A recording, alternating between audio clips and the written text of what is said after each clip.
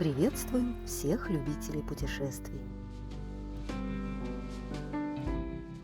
Сегодня воскресенье, 3 часа по полудню, и мы в белорусском городе Глубокое. Мы приехали без ночевки, и у нас всего несколько часов, чтобы погулять по городу и осмотреть достопримечательности.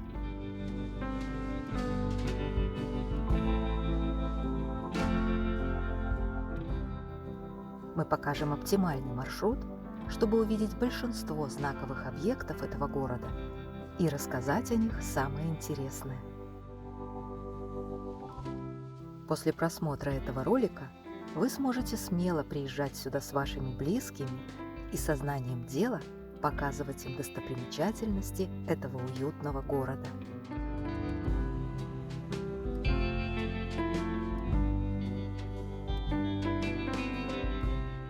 Ну а если вы не можете приехать, то тем более смотрите этот выпуск.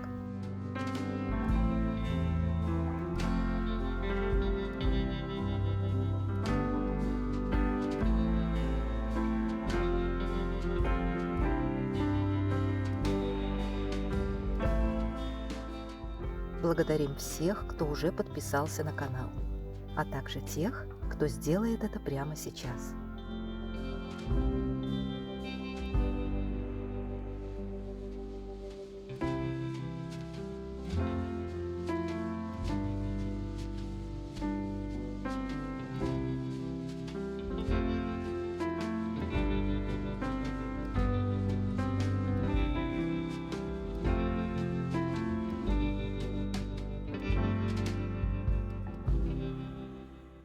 Пора начинать.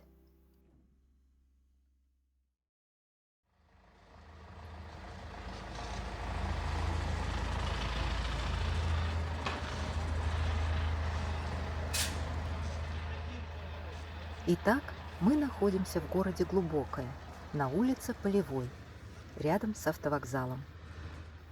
Отсюда мы отправляемся на центральную площадь, а по пути поговорим немного о его истории. Поворачиваем на улицу Красноармейскую.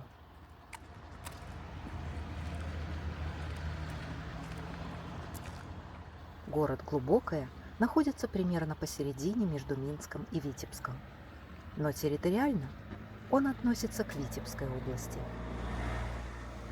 Численность населения на 1 января 2025 года составляла 17 807 человек. Впервые поселение с таким названием упоминается в 1414 году, как торговое местечко в Великом княжестве Литовском, и принадлежало оно Зиновию Бартошичу.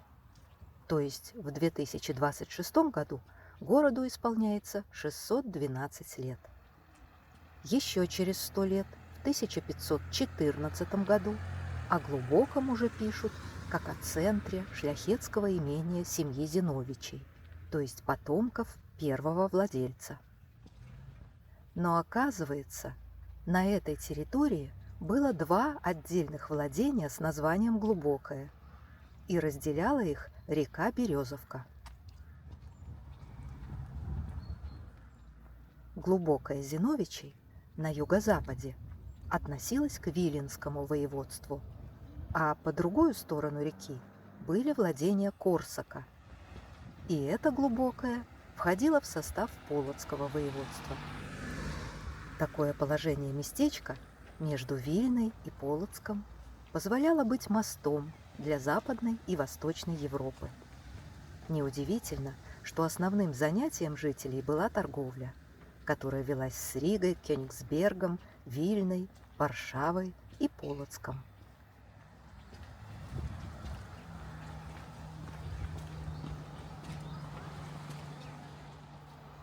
Посмотрите, домик еле живой и, похоже, держится только за счет сайдинга.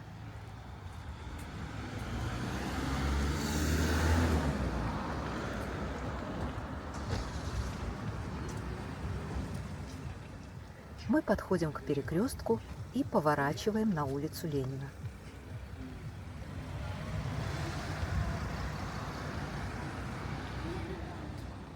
Изображение вишни в Глубоком мы еще не раз увидим. Это один из символов города. Переходим улицу Ленина.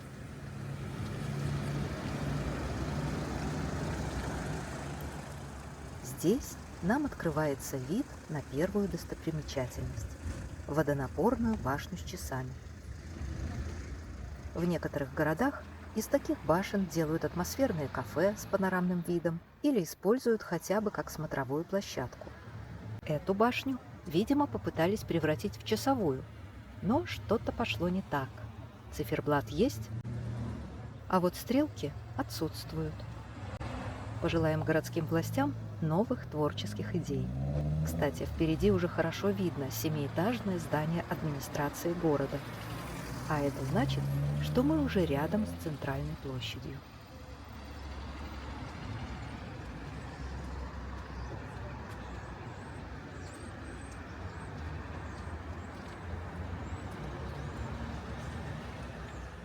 На перекрестке с улицей Московской находится знак, напоминающий, что Глубокое расположено в 162 километрах от Минска и в 187 километрах от Витебска.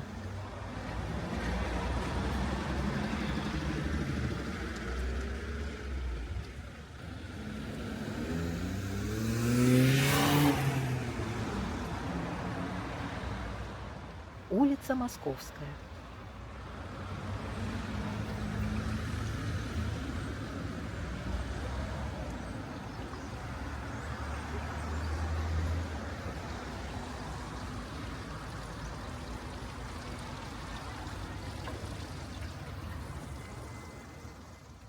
И мы выходим на центральную площадь. Прежнее название – Базарная. Это центр владений Зиновичей, а позднее – Радивилов. По названию понятно, что на площади шла бойкая торговля. Здесь размещались лавки с товаром, склады. Также где-то на восточной окраине площади находилась униатская церковь Святой Троицы. К сожалению, она сгорела в пожаре 1880 года. Нулевой километр. До Постав 64 километра. До Варшавы 646. До Браслава 80. До Полоцка 86. До Москвы 751 километр.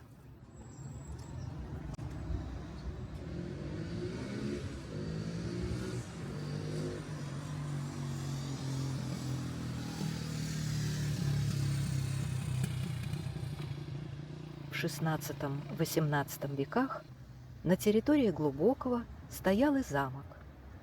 Но, видимо, оборонительную функцию он выполнял совсем недолго. Согласно историческим источникам, в первый раз замок был сожжен дотла в 1654 году во время московского нашествия.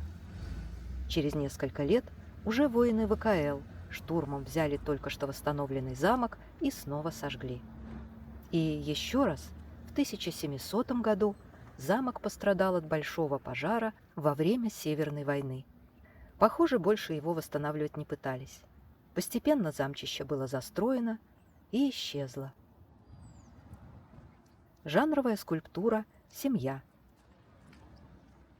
От площади мы спускаемся вниз, к озеру. На территории города расположены сразу 5 озер. Одно из них, озеро Глубокое, дало имя городу, хотя теперь оно называется Кагальное, а максимальная глубина его всего 5 метров. Именно его мы видим вдали. Мы уже упомянули, что юго-западной частью местечка Глубокое владели не только Зиновичи. В 1668 году эти земли перешли во владение Радивилов. Согласно записям 1702 года, в имении Радивилов в Глубоком насчитывалось 263 двора. Это примерно 2000 жителей.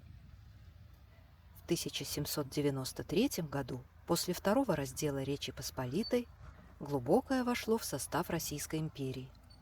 А во время войны 1812 года с июля по декабрь глубокое было занято французскими войсками.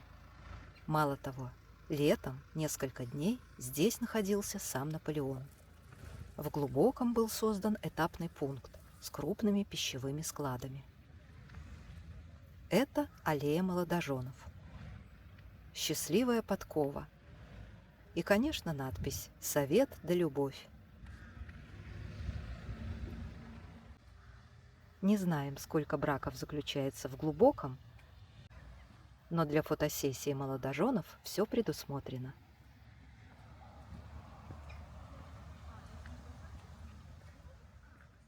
Нам больше всего нравится вот эта локация. Называется «Ключи и кошелек благополучия». Только кошелек хотелось бы видеть потолще.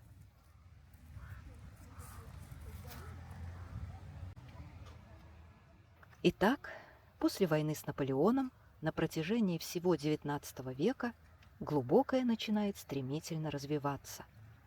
К 80-м годам здесь работали пивоваренные, винокуренные, кирпичные заводы.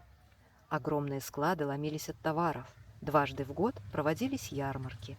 В 1897 году к Глубокому была проложена железная дорога, а население увеличилось до 5500 человек. И все бы хорошо. Но бурные события начала XX века не могли обойти стороной это место. Глубокое ожидала та же судьба, что и другие населенные пункты Западной Беларуси. Вот оно, озеро Кагальное. Свое название оно получило от еврейских жителей, селившихся у водоема. Кагал – это еврейская община.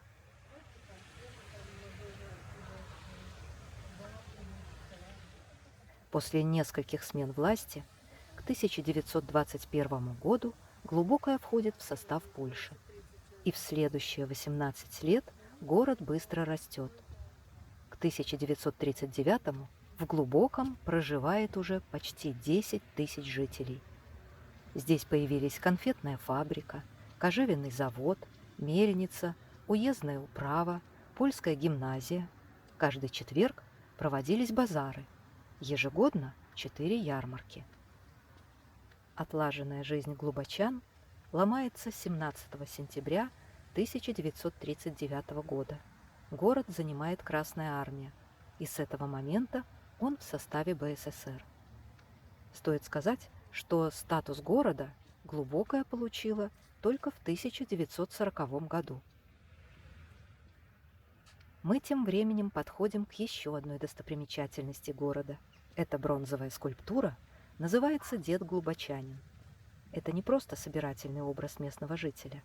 Скульптор изобразил реального человека, местного педагога, краеведа, историка и писателя Александра Соболевского. Прожил он 97 лет и умер в 1983 году. Кстати, книгу о своей малой родине Александр Соболевский начал писать в 87 лет и закончил спустя 4 года. Отличный пример для стремящихся к активному долголетию.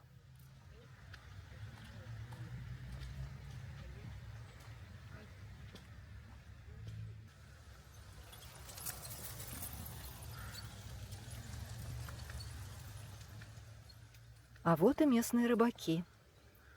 Говорят, здесь есть поверье. Если потереть сапоги деда Глубочанина, будет удачный улов.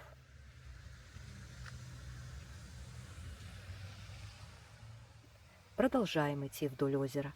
Заглянем в частный сектор глубочан.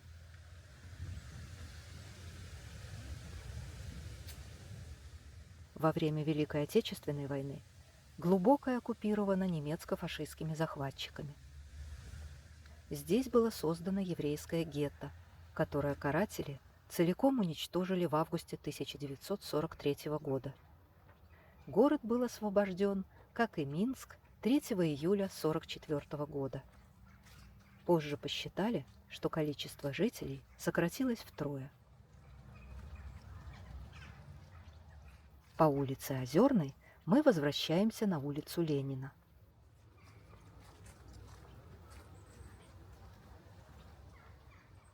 Мы еще не сказали, чем же знаменита Глубокая сегодня. Есть один продукт, который знают не только в Беларуси, но и далеко за ее пределами. Речь, конечно, о сгущенке. Выпускает ее Глубокский молочно-консервный комбинат. И даже если бы здесь больше ничего не производили, Глубокое навсегда завоевало сердца всех сладкоежек. Ну а если вы предпочитаете мясо, попробуйте продукцию местного мясокомбината. Не пожалеете.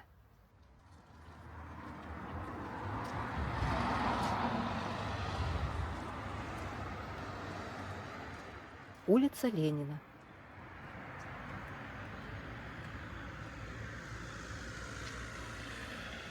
Мы подходим к следующей достопримечательности.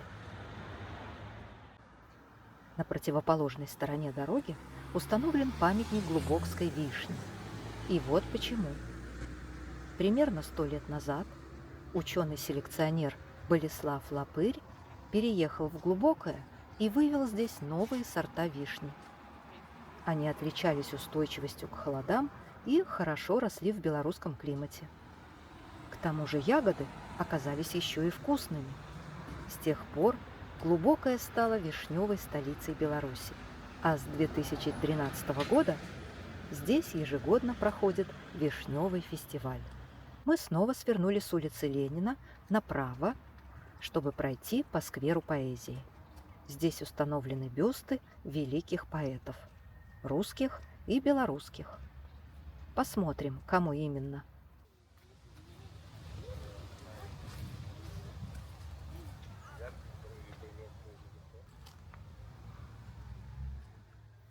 Михаил Лермонтов.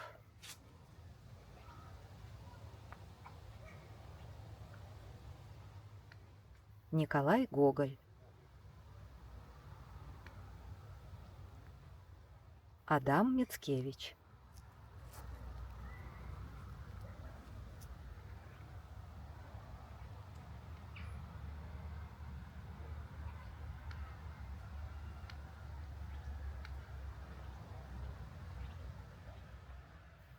Сергей Есенин. Кажется, не очень похож.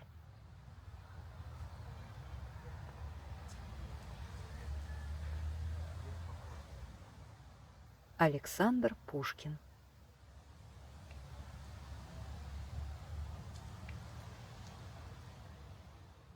Видимо, здесь собраны все поэты из школьной программы.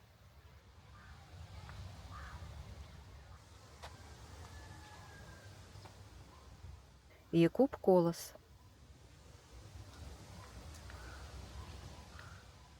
Максим Богданович. Здесь он выглядит очень зрелым мужчиной, а ведь он прожил всего 26 лет. И снова улица Ленина.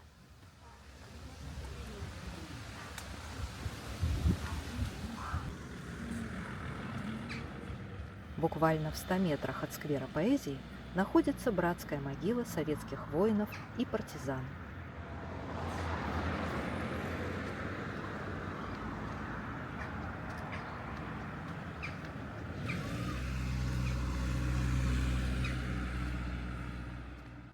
А еще через 100 метров настоящий самолет Су-27. Его создатель, советский авиаконструктор Павел Осипович Сухой, родился в селе Глубокое в 1895 году. Глубочане очень гордятся своим земляком. Его имя носит средняя школа номер 1, а на аллее знаменитостей установлен бюст Павла Сухого. Мы еще увидим его сегодня.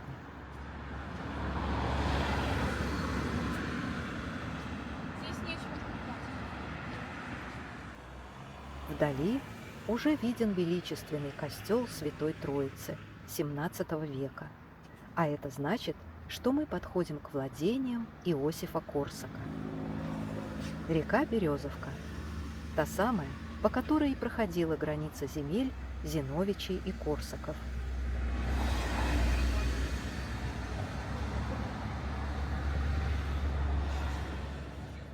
Наверняка в XVII веке река была полноводнее.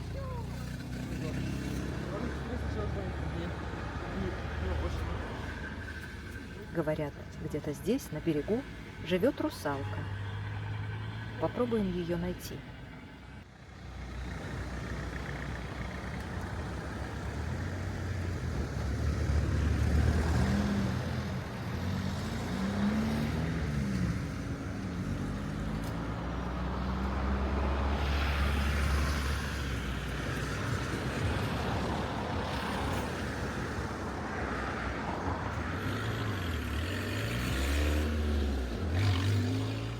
Действительно, русалка.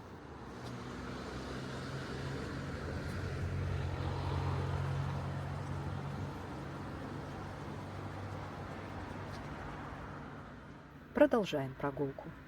Нас ждет аллея знаменитостей.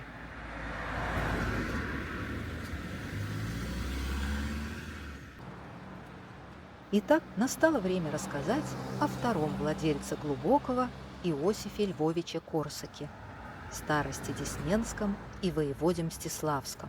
Этому человеку глубочане благодарны за строительство прекрасных храмов, которыми мы сможем полюбоваться и сегодня. У Корсака были очень сложные отношения с церковью. Православный с рождения, он по политическим соображениям перешел сначала в унию, а позднее в католичество.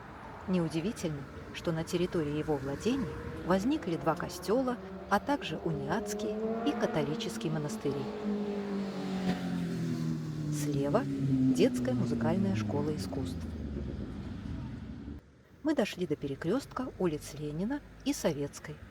Слева находится аллея знаменитостей. Эти люди либо родились, либо жили в Глубоком или на территории Глубокского района. И первым мы видим именно Иосифа Корсака, мецената, на средства которого в Глубоком строились костелы и монастыри. Следующий бюст – Игнатий Буйницкий, белорусский актер, режиссер, основоположник отечественного театра. Вацлав Ластовский, общественный и политический деятель, писатель, историк, филолог, выступал против советской власти и польской оккупации. В 1938 году расстрелян как агент польской разведки, позднее реабилитирован. Язеп Дроздович, живописец, график, скульптор, писатель, этнограф и археолог. Элизер бен Иегуда, создатель современного иврита, всю жизнь занимавшийся возрождением этого древнего языка. Петр Михайлович Козлов, генерал, участник Первой мировой, Гражданской и Великой Отечественной войн. Олесь Дубрович, поэт, участник освободительного движения в Западной Беларуси.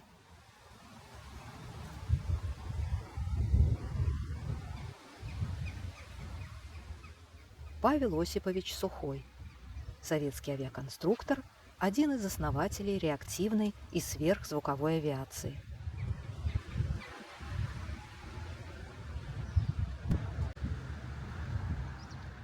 Юрий Александрович Соболевский, основатель Национальной школы геотехники.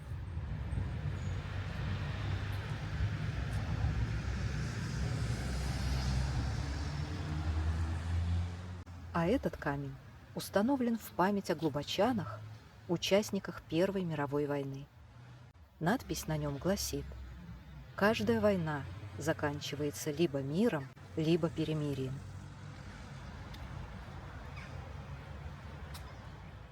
Улица Советская. Мы подходим к костелу Святой Троицы. Первый деревянный храм на этом месте построил Иосиф Корсак в 1628 году, а этот каменный возвели в 1782 году в стиле позднего барокко. В середине XIX века пожар уничтожил верхние ярусы башен. После восстановления костел выглядел так.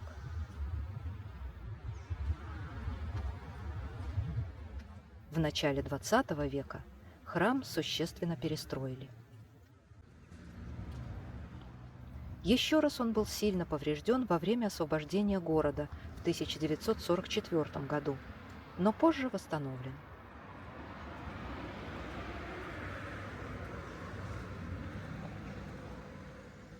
В главном алтаре храма находится почитаемая верующими икона Божией Матери с младенцем, созданная в середине XVII века.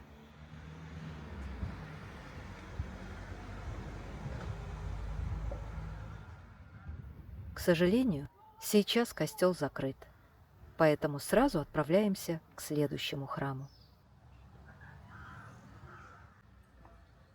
Между двумя храмами находится площадь 17 сентября. Старое название – Кафедральная площадь.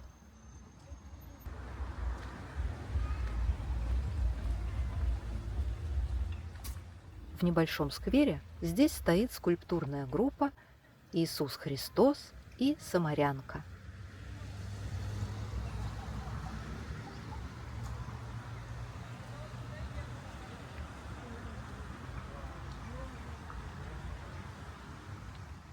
А мы направляемся к православному кафедральному собору в честь Рождества Пресвятой Богородицы.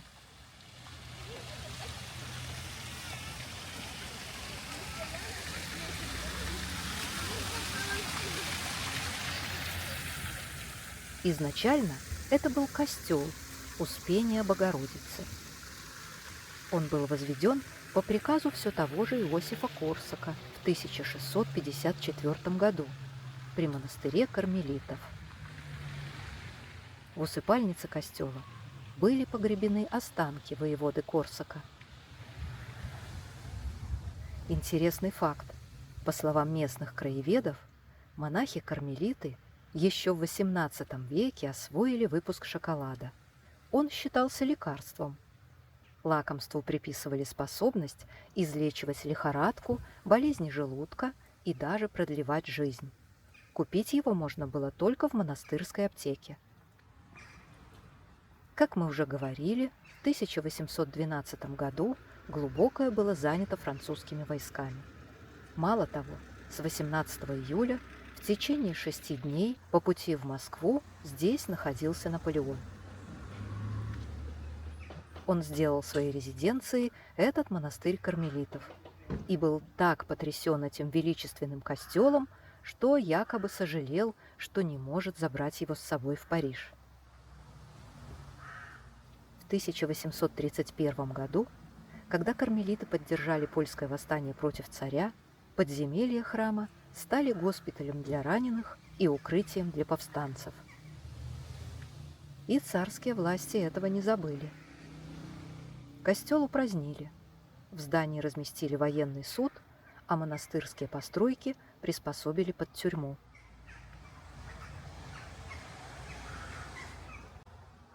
Этот крест был найден несколько лет назад при строительных работах на площадке, где раньше находилась униатская церковь Святой Троицы, которая сгорела в 1880 году. Решено было установить его возле этого собора, как напоминание об утраченной святыне.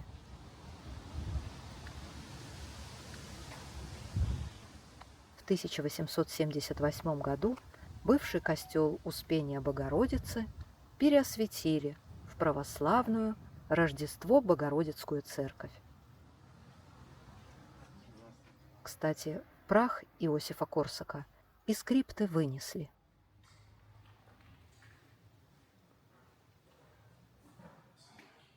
Во время Второй мировой войны здание было частично повреждено. Говорят, в подземельях собора содержали пленных. В церкви имеется икона Пресвятой Богородицы «Милующая». Это копия чудотворного образа, который хранится на Афоне.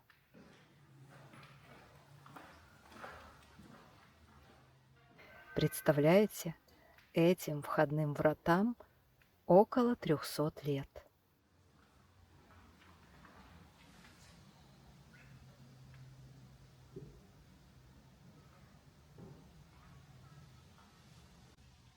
После войны корпуса монастыря использовались как маслозавод а подземелье самого храма как склад. Наконец, в 1990 году храм отремонтировали и отдали верующим. Сегодня в храме можно подняться на одну из башен, откуда открывается чудесный вид на город, а также спуститься в подземелье. Мы отправляемся дальше.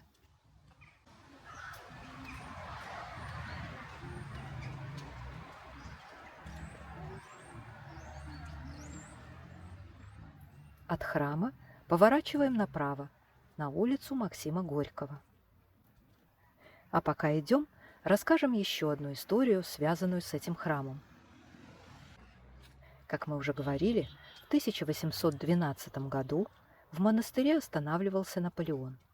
Император позвал к себе настоятеля и спросил, велики ли владения монастыря. 1000 хат, ответил тот. Это очень много. А чем вы занимаетесь? Молимся. Это очень мало, сказал император. Настоятель дипломатично промолчал. Когда же Наполеон уже уезжал, он приказал дать настоятелю несколько золотых монет за гостеприимство. «Для обычного гостя это слишком много», — сказал настоятель. А для великого императора он замолчал. Наполеон все понял и приказал насыпать целый поднос золотых монет. Вот такая легенда. Как думаете, было или нет? Мы проходим мимо городского стадиона. Слева спортивная школа. Справа чудесный вид на Глубокое.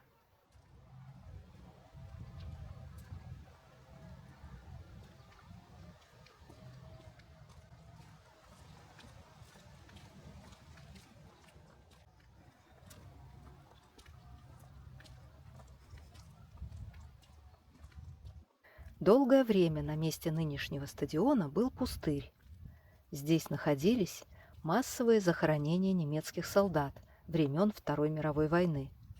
Местные жители по понятным причинам не хотели строить дома на этой земле. В 2000 году останки перезахоронили и решили строить стадион. Но строили его 12 лет. Но, как видите, все-таки достроили. Нам осталось найти еще одну знаковую достопримечательность и рассказать историю ее появления. Улица Максима Горького. А история такая. На окраине Глубокого, как раз впереди, находится старое кладбище – Коптевка. Местные краеведы однажды нашли там необычную могилу с железным крестом. На кресте надпись: «Здесь похоронены Фердинанд и Вильгельмина фон Мюнхгаузен». И год 1878. И хотя установлено, что истинный барон Мюнхгаузен почил в 1797 году, глубочанам это не так важно. Совпадение фамилий решили отметить скульптурой. Так в Глубоком стало на одну достопримечательность больше. Это тот самый Мюнхгаузен. И вот теперь наша прогулка заканчивается. Если вам было интересно, подпишитесь и поставьте лайк. Поделитесь впечатлениями от города в комментариях. Спасибо, что смотрите наш канал. И до встречи на следующей прогулке.